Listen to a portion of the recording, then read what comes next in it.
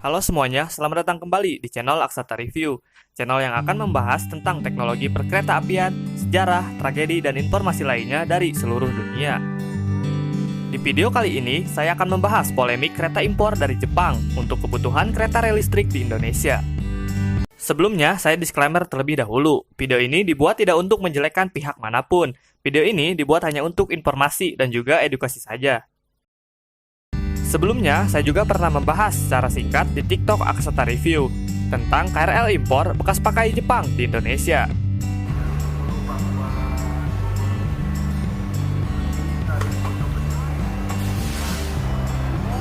Sebenarnya, PT KCI atau anak perusahaan PT Kereta Api Indonesia sudah mengoperasikan kereta bekas dari Jepang sejak tahun 2000 untuk kebutuhan kereta rel listrik di lintas Jabotabek, yang juga menandai era modernisasi kereta listrik di Indonesia saat itu. Pada saat itu, kereta yang diimpor merupakan kereta bekas yang dihibahkan oleh pemerintah Jepang kepada pemerintah Indonesia. Indonesia hanya perlu membayar biaya pengiriman kereta ini tanpa perlu membayar biaya keretanya.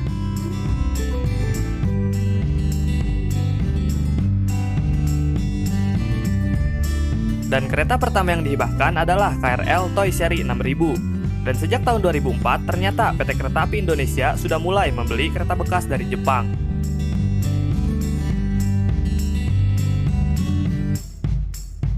Alasannya adalah karena kereta bekas dari Jepang masih terbukti andal, dan juga dengan harga yang jauh lebih murah ketimbang harus membeli kereta baru. Dan juga lebar spur yang digunakan untuk KRL di Jepang sama dengan yang digunakan di Indonesia, yaitu dengan lebar spur 1067 mm. Hal itulah yang menjadi faktor pertimbangan untuk menggunakan KRL bekas dari Jepang. Faktor lainnya adalah, pada 2013, pemerintah menargetkan PT Kereta Api Indonesia untuk dapat mengangkut 1,2 juta penumpang per hari. Karena hal itulah, PT Kereta Api Indonesia membutuhkan sekitar 160 rangkaian kereta. Namun, akan sulit untuk mendatangkan kereta baru, sehingga impor kereta bekas pun menjadi pilihan. Dan hingga saat ini, jumlah total kereta bekas yang diimpor dari Jepang sudah lebih dari 1000 unit, yang dioperasikan di seluruh wilayah PT KCI.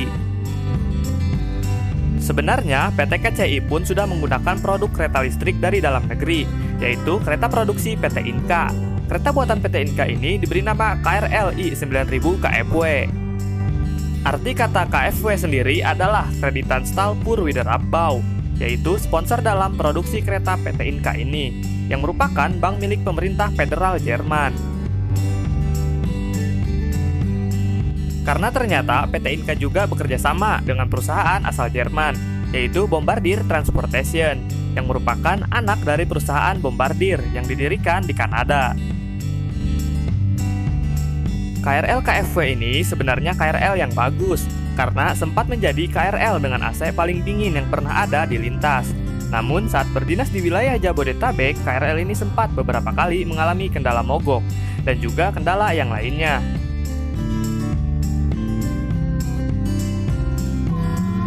Yang pada akhirnya beberapa trainset harus dikembalikan lagi ke PT Inka di Madiun untuk mendapatkan perbaikan.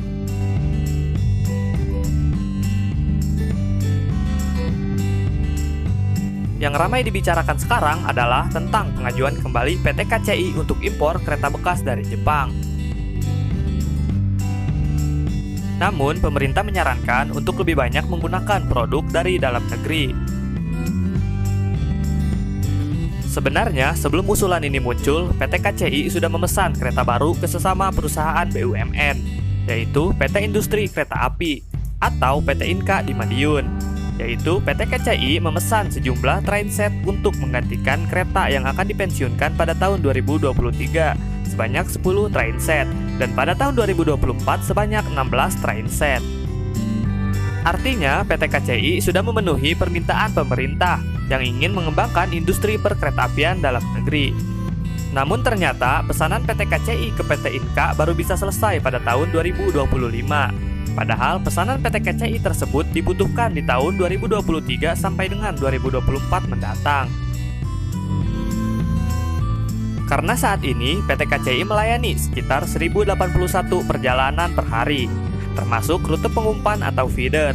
Dan untuk itu, PT KCI membutuhkan minimal 96 rangkaian kereta untuk melayani semua rute tersebut. Dengan jumlah sekitar 1081 perjalanan, yang dilayani 96 rangkaian kereta saja masih sering terjadi penumpukan penumpang di beberapa stasiun, terlebih di jam sibuk pagi dan sore hari. Sehingga jika jumlah rangkaian kereta berkurang karena pensiun atau yang lainnya, pasti akan berpengaruh pada layanan KRL, dan juga penumpukan penumpang pasti akan lebih banyak lagi. Apalagi Kementerian Perhubungan juga telah meningkatkan target jumlah penumpang KRL menjadi 2 juta penumpang per hari. Sehingga PT KCI perlu menambahkan jumlah armadanya dan juga melakukan peremajaan pada KRL yang berusia lebih dari 50 tahun.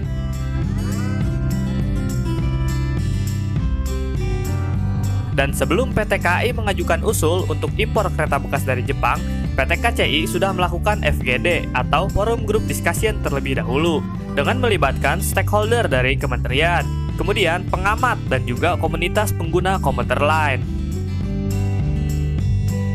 Hasilnya, impor kereta bukan baru memang menjadi pilihan utama untuk menggantikan kereta-kereta yang akan dipensiunkan. Sedangkan pilihan lainnya adalah dengan mengupgrade teknologi pada kereta yang akan dipensiunkan.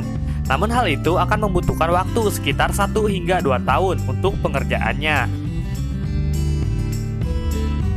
Bahkan PT KCI pun sudah berdiskusi dengan PT Inka, kemudian dengan Jepang dan Spanyol terkait sharing upgrade teknologi ini.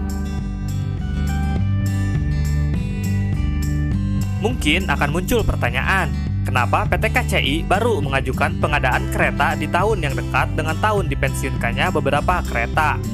Kenapa tidak mengajukan pengadaan dari beberapa tahun sebelum tahun kereta akan dipensiunkan?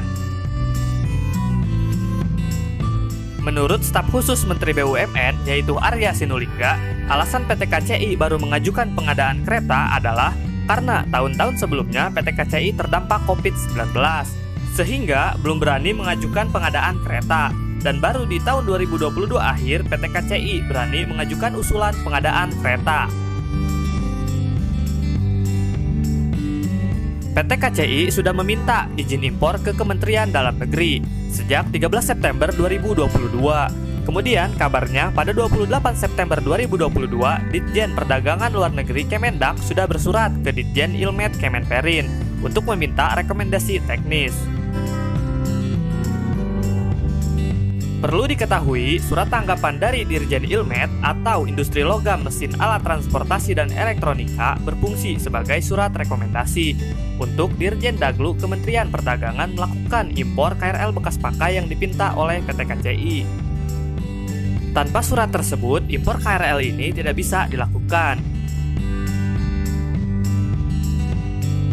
Akhirnya, pada 6 Januari 2023, surat tanggapan tersebut keluar. Namun surat itu justru menolak permintaan impor KRL yang akan dilakukan oleh PT KCI. Penolakan tersebut dengan pertimbangan pada fokus pemerintah meningkatkan produksi dalam negeri, serta substitusi impor melalui program peningkatan penggunaan produk dalam negeri atau P3DN.